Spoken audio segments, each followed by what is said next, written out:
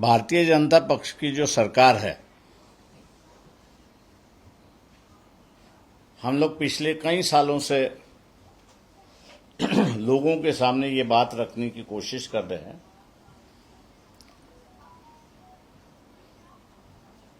कि ये national interest जो है पूरी तरह से बेच रहे हैं।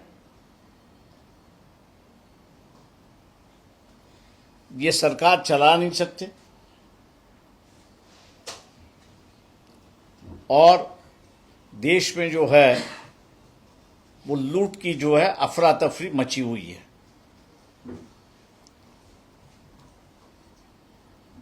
फिलहाल एस्टीन जो है एक अमेरिकन सिटीजन है कि जो लड़कियों का व्यापार करता था और जितने भी नामी लोग दुनिया में हैं उनके साथ में उसके संबंध थे। कुछ लोगों के नाम लड़कियों को इस्तेमाल करना, उनके साथ में गैर व्यवहार करना, ऐसी भी खबरें आनी शुरुआत हो चुकी है। उसमें एक नाम प्रधानमंत्री नरेंद्र मोदी जी का है।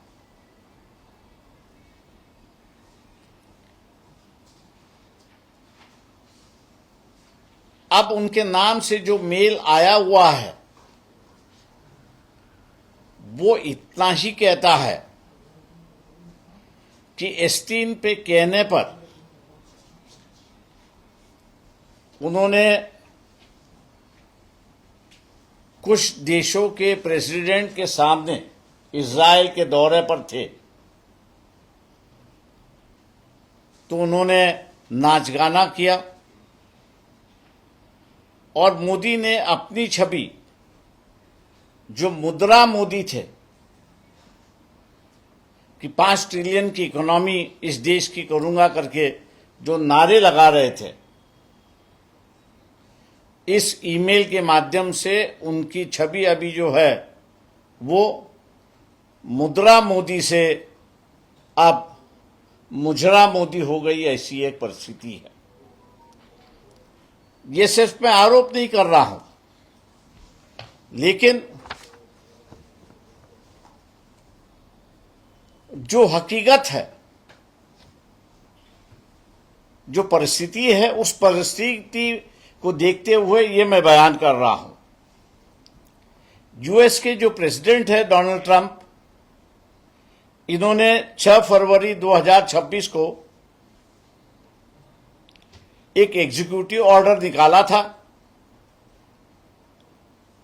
और एग्जीक्यूटिव ऑर्डर का नाम है modifying duties to address threat to United Nations by government of Russian Federation. दूसरी ऑर्डर जो निकली है वो 8 मार्च 2022 को निकली है। उस वक्त के यूएस के प्रेसिडेंट जो बाइडेन थे और उस एग्जीक्यूटिव ऑर्डर का नंबर जो है वो 14066। This order declares a US national emergency regarding Russian action in Ukraine and banned Russian energy to import into US। अब ये दोनों ऑर्डर के मुताबिक यूएस प्रेसिडेंट ने जो कहा है, जो अंग्रेजी में है, मैं उसको पढ़ के बताता हूं। I have determined that India has taken significant steps to address the national emergency described in Executive Order 14066। वो एग्जीक्यूटिव ऑर्डर की जो एक कॉपी है इस प्रेस नोट के साथ जुड़ी हुई है एंड टू अलाइन सिग्निफिकेंटली, ये सबसे बड़ी बात है, align significantly with United Nations on, मतलब यूनाइटेड नेशन की जो समस्या है उसके साथ भारत जुड़ा रहेगा और भारत की नीति अमेरिकन नेशनल इंटरेस्ट को सर्व करती रहेगी, ऐसा इसका कहना है। National security, foreign policy and economic matters, मतलब आर्थिक व्यवहार जो इस देश का जो है, देश की जो फॉरेन पॉलिसी है और अमेरिकन नेशनल इंटरेस्ट जो है, उस अमेरिकन नेशनल इंटरेस्ट को सर्व करती रहेगी, मतलब उसको प्रोत्साहन देती रहेगी, उसके साथ जुड़ती मिलती रहेगी, जुड़ी हुई रहेगी, या अमेरिकन इंटरेस्ट जो है उसको हम संभालते रहेंगे। और इसलिए आज हम लोग अगर देखें तो ईरान और अमेरिका एक दूसरे के खिलाफ है।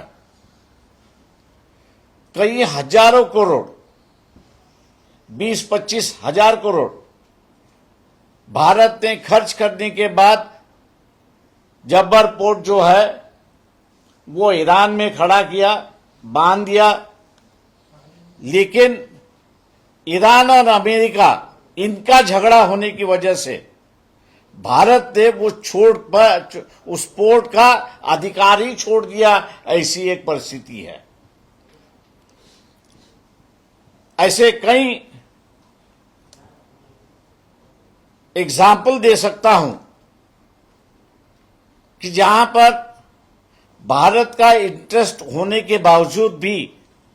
लेकिन वो इंटरेस्ट अमेरिकन फॉरेन पॉलिसी या उनकी नेशनल इंटरेस्ट से कॉन्फ्लिक्ट होता है, इसलिए भारत ने उसको छोड़ दिया है। अखबार के मालिक जो है, प्रिंट और इलेक्ट्रॉनिक के मालिक जो है, मैं उनको चेतावनी दे रहा हूं। आपने ये जो ट्रेड एग्रीमेंट 6 फरवरी 2026 को हुआ है, उसकी पूरी जानकारी नहीं दे रहे हैं, वो आधी जानकारी भी नहीं दे रहे हैं, वो सिर्फ एक ही चीज उठा के बैठे हैं और वो ये है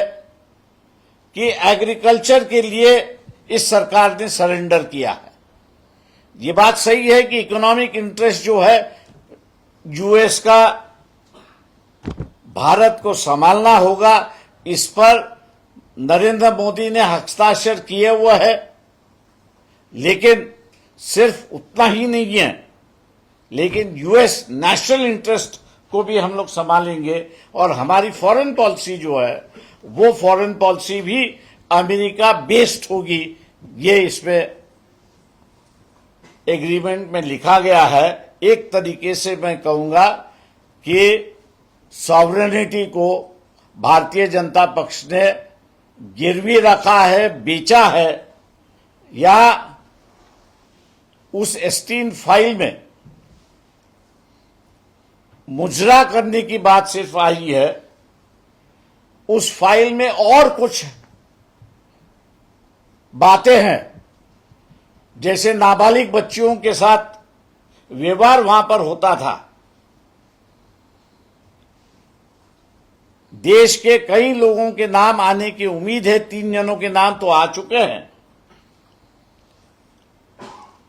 क्या ये सरकार, और मैं ये कहूंगा कि आम जनता जो बुद्धिजीवी है, कि जिनसे ये उम्मीद की जाती है कि उन्होंने इन विषयों को लेके लोगों को आगाह करना चाहिए कि भैया आपकी सॉवरेनिटी पूरी खतरे में आ चुकी है।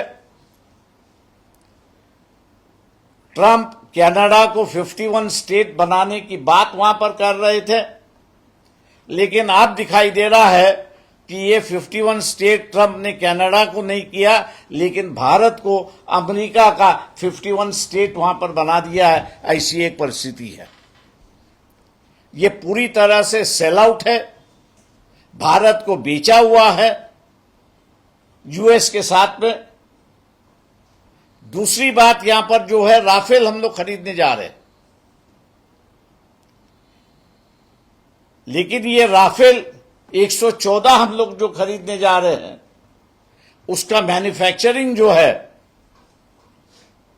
कहा जा रहा है कि भारत में होगा, लेकिन ये राफेल का सबसे बड़ा इंपॉर्टेंट पार्ट जो है वो ला मैनेटोबेला, मतलब LMB, ऐसी एक कंपनी है, फ्रांस कंपनी है जो बना रही थी।